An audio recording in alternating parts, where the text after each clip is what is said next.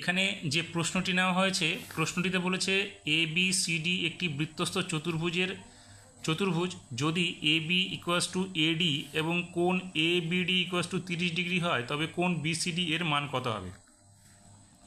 প্রশ্নানুসারে এখানে আমরা কি পাচ্ছি, এ বি সি ডি একটা বৃত্তস্থ চতুর্ভুজ যেখানে এ বি এডি অর্থাৎ এ বি এডি এই দুটো বাহু সমান এবং কোণ এ বিডি এই কোণটা হচ্ছে কত 30 ডিগ্রি।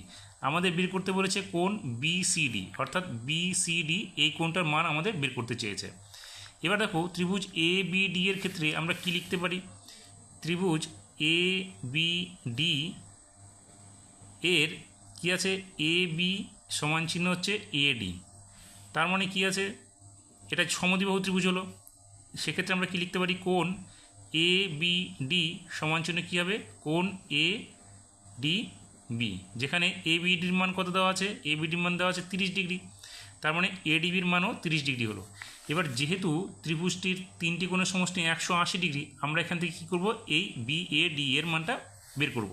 তাহলে সুতরাং কোণ বি এ ডি কী হবে, 180 ডিগ্রি বিয়োগ কোণ এ বি ডি প্লাস কোণ এ ডি বি, সেক্ষেত্রে কী হবে 180 ডিগ্রি মাইনাস এখানে দেখো 30 ডিগ্রি করে দুটোই হলো, তাহলে 30 ডিগ্রি যোগ 30 ডিগ্রি অর্থাৎ 180 ডিগ্রি বিয়োগ 60 ডিগ্রি, তার মানে এটা কী হচ্ছে 120 ডিগ্রি, কার মান, কোণ বি এ ডি এর মান। এবার আমরা কি জানি, আমরা জানি বৃত্তস্থ চতুর্ভুজের বিপরীত কোণ দুটির সমষ্টি কত 180 ডিগ্রি, সেক্ষেত্রে এটা তো আমরা পেয়ে গেলাম 120 ডিগ্রি, তার মানে এটা কত হচ্ছে 180 ডিগ্রি থেকে বিয়োগ করে দেবো।